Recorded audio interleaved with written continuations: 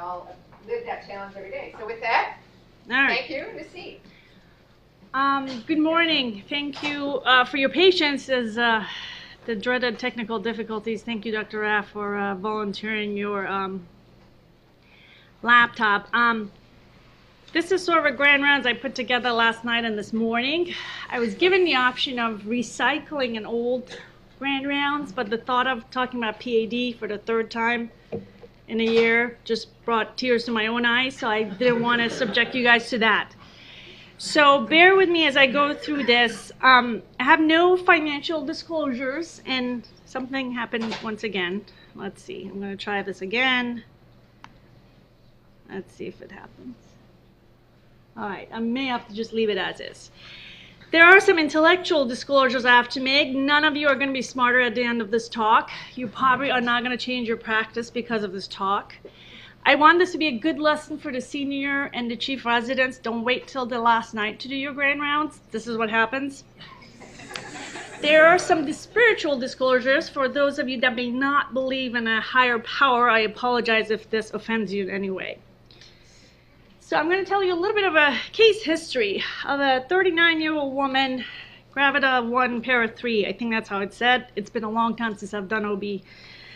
Undergoes an eventful C-section at 34.5 weeks. An EBL of 2.5 liters, hemoglobin post-op is 6, and for all the residents who are always told young people can really tolerate blood loss, I can tell you they can't. You feel like crap. So when you ask for a blood transfusion, it means your blood level is pretty low and you really need it. This was, of course, this wasn't right during my surgery, but oddly enough, I looked the same even after I gave birth, which questioned a lot of the phlebotomists who came in the morning, asked me when I was going to give birth, and I kept saying, I did, they're actually out. So this was the immediate post-op. But as all good things that happen to surgeons when you have surgery, you have complications. So after 5 units of blood, my hemoglobin was 8, but then I got lots of abdominal pain, and I had horrible nausea and vomiting. And I actually asked for an NG tube. So when you ask for an NG tube, you're pretty desperate. I allowed one of the nurse assistants, or I guess she was a nurse student who was going to do it for the first time to do it, and she did a great job. She got it on the first shot, and I can tell you, it's pretty horrible. When patients ask to have ice chips, let them have ice chips, because it's amazing how much better you feel just having a couple of ice chips until they take it away from you, because then they can't keep correct track of the eyes and nose. And about a couple of days later, you end up with a CT of the abdomen and pelvis, and once you've had the NG tube for 5 days, you actually ask for a general surgery consult, which unfortunately does offend the OB-GYN because they feel like they can really treat this. So when you're waiting for your CT of the abdomen, the things that go through your head are bowel perforation, colostomy, and colostomy. So with that in mind, I waited for my CT results. Of course, sure enough, you also end up with a bunch of incidentalomas. So lots of loops of bowel that were dilated. Incidental finding of renal masses. Of course, I knew what renal masses are, and I thought, oh, of course, they're cysts. They told me that I had a left renal mass that was 9 centimeters. It was an angiomyolipoma. And a right renal mass, which was solid. There were some masses in the liver, questionable, and a clinical correlation of tuberous sclerosis. For the med students, they probably remember this. The residents probably don't remember this much. We don't see it very often. It's a rare genetic disease that causes lots of benign tumors. I knew I didn't have tuberous sclerosis. But needless to say, you end up with a CT, and I apologize. For some reason, I just found out that outside images doesn't really hold on to your CT very long. It gets rid of it after 2 years. So I couldn't get you guys the original CT that I had. This is the CT after a couple of months into this process that I'm going to talk to you about. And this, what I'm pointing with the arrow, and hopefully it projects, is the angiomyolipoma that pretty much took up all of my left kidney. This is another shot of it. So 3 months later, after I'd given birth, I went to my new triplets. I went to my primary care physician that I'd met for the very first time. He took a look at everything that I had brought in, and he ordered an MRI and told me I need to see a urologist. And that was pretty much the 10 minutes that I spent in his office. I saw a urologist who mentioned cancer multiple times, and multiple times he said 80 to 90% of the right renal masses, or renal masses in general, tend to be cancer, and he wasn't sure about the liver masses. And I can tell you now, as a surgeon, we all think you're very rational people. But the minute you hear the word cancer, you really think this is the worst day of your life. And you go home thinking, this is it. And you wonder and you ponder and you think, how could this happen to me? I just gave birth to these 3 beautiful babies. And then you get on the phone and you talk to your friends. My best friend is a colorectal surgeon, and I hear all the time when she tells me stories of 39-year-olds with 2 kids who have metastatic colon cancer. So I certainly am not above that, and I understood that. So what do you do as a surgeon? You get opinions, and you get lots of opinions. And as you guys all know what opinions and things that there's things they say about opinions, I'm not going to say, but if you ask 6 surgeons, you're going to get lots of opinions about what you should do about your masses. So the first surgeon told me, most likely cancer, needed a partial nephrectomy on the right, angiomyolipoma on the left, just watch it, it's benign. The second surgeon said, cancer probably on the right, partial laparoscopic nephrectomy. Now to the credit of the first surgeon, he said he wasn't comfortable doing that laparoscopic, so he would offer only partial nephrectomy through an open incision. And for the left side, 3 surgeons recommended embolization. Now, I really only saw about 2 or 3 of these people. The other ones are through a network of best friends who circulated your CTs to places all over the country to get opinions. The last place was MD Anderson. That was surgeon number 6, who said they wouldn't render an opinion until they saw me. But as any surgeon can tell, you don't really need to see me, you just need to look at the CT scans. There's not much about me that's going to tell you what you should do. And the last surgeon also said that probably the right mass is not cancer, and probably a robotic partial nephrectomy, and the left side, maybe a partial or total nephrectomy. I ended up with a renal scan just to make sure the left kidney that was completely squished by this mass was still functional. Oddly enough, it still did about 40% of the work, so it was doing pretty good. So there is this surgical decision making that we make all the time for our patients, or we help patients kind of navigate this. But when it comes to us, you sort of think, okay, right kidney, I don't really know it's cancer. Do I get a biopsy? And the biopsy would have been transhepatic. So of course, as a surgeon, you imagine, God, that's just going to be disastrous. 1, I'm going to have a complication. 2, they're probably going to come back inadequate, not enough cells, and I don't have a diagnosis. So if I knew if it was benign, would I just leave it and watch it? Those are the things you think about. Or would you rather just have this taken out? And then when you think about embolization, you think, oh boy, as a vascular surgeon, I'm definitely going to have complications of somebody sticking my groin and trying to embolize my kidney. Definitely. I'm going to either have an aortic dissection, or my kidney's going to infarct. Something horrible is going to happen. This is what I call the Dr. Pevick School of Pessimism. Anything that can go wrong will go wrong if you're a vascular surgeon. So, and these are the things you probably all know about renal cell. The classic triad really doesn't happen in that many patients. Not everybody shows up with hematuria, flank pain, abdominal mass. And most patients are kind of really diagnosed incidentally. And most of the adult renal cells are renal cell carcinoma, and they do metastasize, although not as frequently as probably some of the other cancers. Angiomyolipomas I had to actually look up. I hadn't had much familiarity with this disease. Most of them, of course, are asymptomatic. Most of them are found incidentally. They can be accompanied by cysts, and they can occasionally have renal cell carcinoma in them.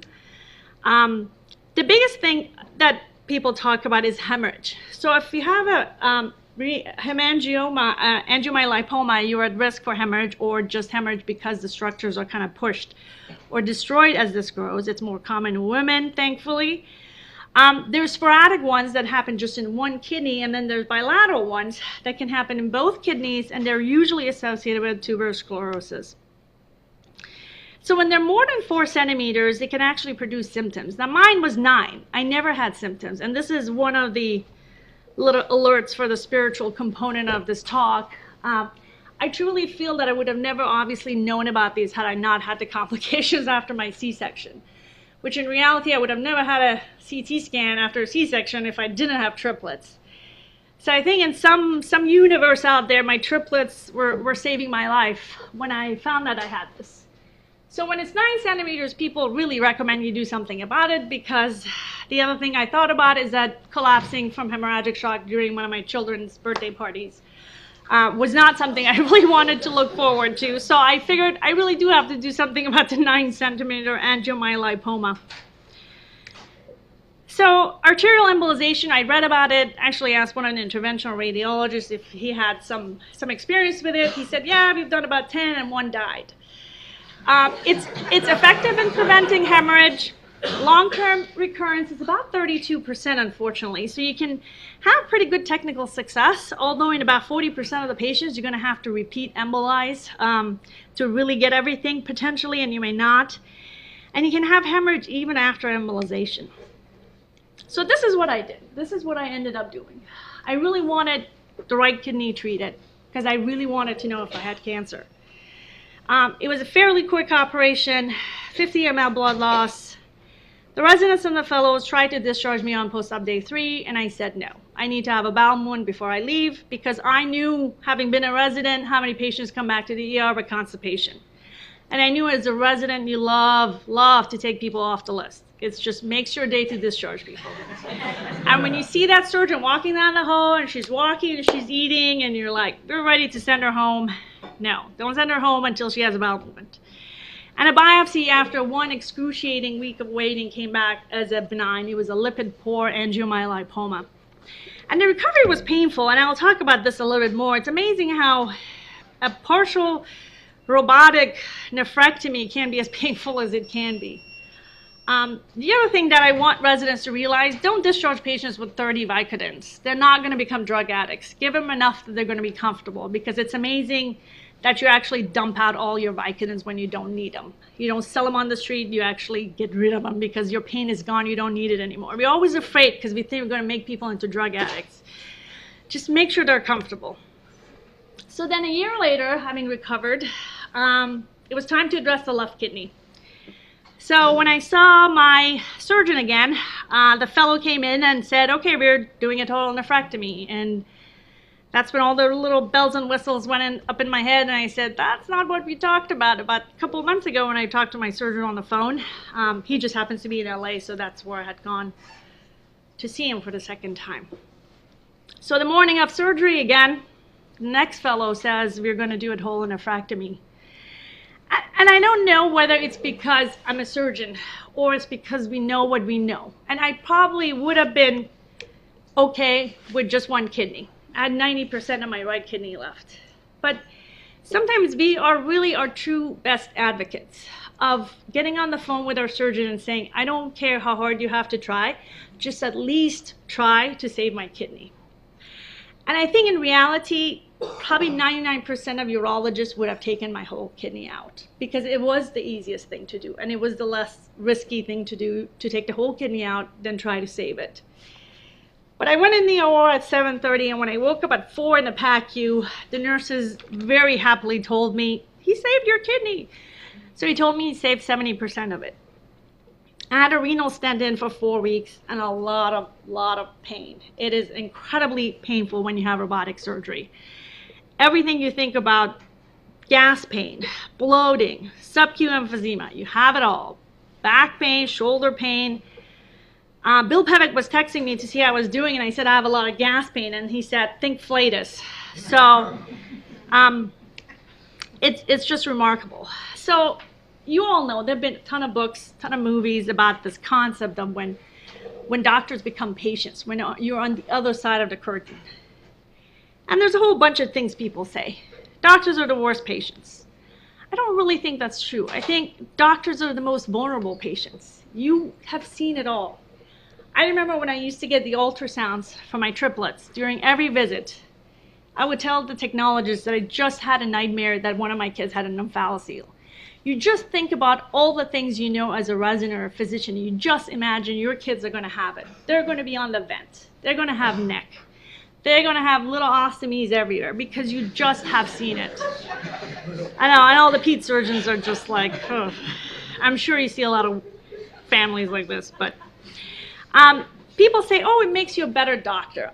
I think you should have been a better doctor by now. If illness makes you a better doctor, you've somehow missed the boat. Having more compassion, yeah, maybe for the guys that were kind of rough around the edges, or women, I should say. Can relate to patients better. I think that certainly is true. And I think some of the realities you discover when you're on the other side, when you're running around with your CTs and MRIs and going from one physician to another to get an opinion, you really discover what we call the fissures in the healthcare system. You understand self-advocacy. But you also understand how frustrating it is for our patients to get that opinion. And this was one of the things I was interested in, even as a vascular surgeon, is how do patients make those decisions? Do I get a stent or do I get a bypass? Do I get an open repair or an endovascular? How do we make those decisions? I had this luxury of having 6 people look at my CTs and give me opinions, and I could go with who I thought would be the best. I looked up the guy who was the best. I looked at the guy who had done thousands and thousands of robotic partial nephrectomies, who had the best rates of no conversion, no bleeding, all the things that you can think of.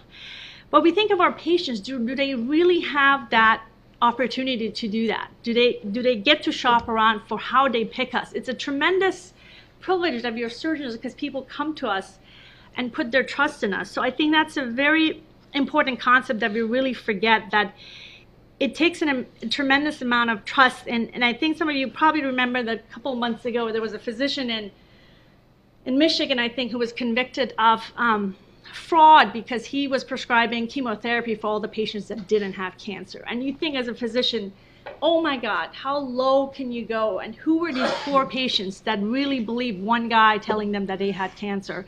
Probably most of them without a diagnosis. And that's the thing. How do you figure out who's the best? How do you figure out what's the best treatment? And these are some of the real realities of when you're a patient. MRIs are really painful when you have back pain. When your back is falling apart and you're in there for an hour, it makes all kinds of noises, you're squished, it's terrible. And this is my favorite thing to tell, I think, the residents. When patients don't want to get out of bed, they really can't get out of bed. And my husband really wants to create a hospital where patients are not told to get out of bed. He really thinks that's going to really do it for patients because you feel like crap. You don't want to get up.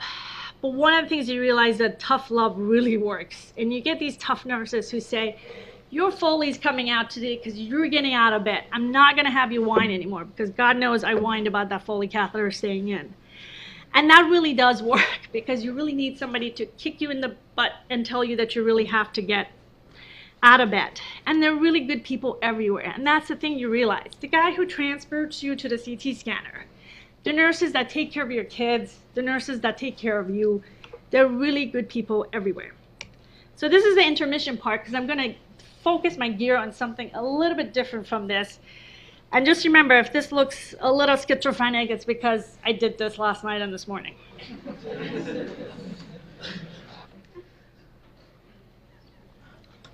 So I talked a little bit about sort of the mental and the emotional recovery when you're taking so much medical leave out. And how do you recover from a career standpoint when you're an academic surgeon? Sure, there's flexible career plans. There is departmental support. There is division support. You have some options. You come back part-time, you come back full-time, you hold your academic clock, and you're given lots of kind of options in terms of, do you want to take more time off, do you want to take less time off? And you kind of figure out what works for you. But really, when you come back, the questions that really are important is, who's going to mentor you? And I can tell you, it's incredibly difficult to get mentored when you're mid-career and you've just taken lots of time off. People all sound so sweet and wonderful, but I can tell you, there's a lot of emails that go unanswered. How do you get grant support? There's not a lot of grants for mid-career people who took time off. How do you finish your research? How do you finish your research when you're just worried about the next operation and the next operation? And who refers patients to you? I still run into the hospital and sometimes nurses tell me, oh, why didn't you realize you were still here? We thought you had left. Because they don't see you enough. They still don't realize that you're still here. So what I've found out, and this sort of led to the thing I'm going to talk to you about is one of my many research projects, is one of the things you realize is it's incredibly disappointing to find out that there's not a lot of opportunities for mid-career women surgeons who put their academics clocks on hold for various reasons, whether it's maternity leave, health, and this may, will apply to men too, because men are going to take leave, not necessarily just for paternity leave, but they're going to take leave for sick parents or illness. There is no rehab. There is no rehab for mid-career women surgeons who struggle with this career development when they're on a non-traditional trajectory. We all have seen these numbers. We do recognize that there is this underrepresentation of women in medicine. Sure, half the med school class are women, 40% of the general surgery residents, or 100% sometimes if you're at UC Davis, are women, but there is fewer and fewer women that are actually reaching the ranks of associate professor and full professor. Now, according to AAMC, only 7% of the faculty in departments of surgery that are full professors are actually women. So there's certainly a glass ceiling that exists in academic medicine, but that's probably the thickest glass ceiling is in surgery, and I think that's been recognized. So you recognize that women surgeons face greater challenges than men when you're trying to balance all the things you have to balance when it comes to your kids, to all the conflicts at home, your career development. And these are some of the things that actually, some of the papers that Dr. Fleischlag has been part of. Female surgeons tend to be younger. They're more likely to be single. They can have younger children. They're delaying child rearing and assume greater parental responsibilities. And this is not to put the male surgeons down or say that male surgeons don't do. And I think some of the stuff we'll see more and more, even in newer generation of surgeons, male surgeons who do want to spend time with their children, want to take that greater role at home, but certainly women have felt it more. And some of the factors that have been attributed to some of these lack of women in higher academic positions and positions of leadership have included things like the traditional gender roles, manifestations of sexism, and lack of effective mentors. Now, mentoring is a huge part of this, and I think this could be a talk within its own. Dr. Fleischlag has made this year the year of mentoring. Sorry, this ends up being really small, but this one paper really kind of tried to break this down into individual and institutional components. And I think all these factors really can be attributed to both. And this kind of leads to what I'm trying to do with my research. So there was a recent New York Times article that was entitled Helping Women Get Back in the Game. And this really highlighted a number of reentry programs in business, in the field of business, with companies like Goldman Sachs and Morgan Stanley trying to help successful women who had taken time off return back to work. But there are no surgery reentry programs. So there's no help when you're out of the early career spot, where there are no grants for early career faculty. There's no mentorship. So how do you get back in the game? So what I'm working on is a pilot survey that I'm going to send to all vascular surgeons, really trying to get information about environmental and individual factors that affect promotion and in academic surgery. And again, this is a kind of a busy slide, but this really talks about, the factors that I think kind of really lead into figuring out where are we lacking the information that we need to, and how do we get more people to stay within academics and help support these women. Whether it's departmental support, is family leave policies, part-time versus full-time, mentorship, diversity of the workplace, and opportunities for advancement. So things are changing. We know that. Academic surgery or academic surgeon, or our concept of it, is constantly changing. We have to figure out ways of trying to keep women in academic surgery by having strong mentors and advocates with clinical plans for reentry. Ultimately, I would like to propose a reentry seminar with AAMC or American College of Surgeons once I get all my information together, and hope to use this for a springboard for women. I gave you lots of information, and I didn't have time to put any of the references. So if you need references for anything, please just email me. I was reading an article on Huffington Post, and there was lots of great quotes about being a mother.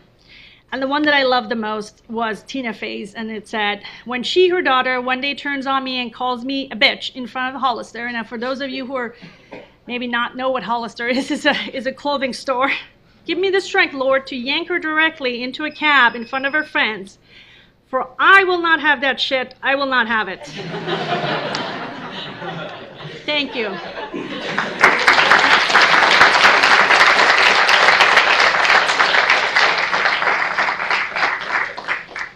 Well, all I can say, Dr. Hedayati, is thank you very much for your amazing impromptu journey and sharing it in such a personal way with us. You know?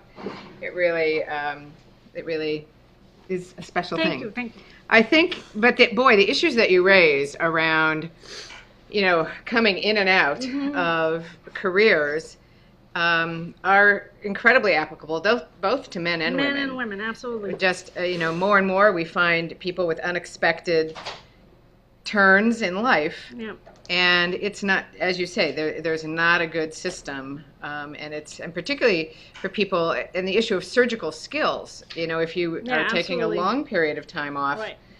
How do you overcome that? I think is really Right. a challenge, and we don't want to lose people in academic medicine because, it's really it's a great way to have one's career, as I think everyone in the room, the ability to both do clinical work and all those challenges that you talk Sure. about, as well as thinking about how do you change the field, how do you move things forward, how do we make things better for patients is really Right. an important question. I bet you'd be willing to answer a question for a minute or two. Because I probably have plenty of time to do that. No. I think...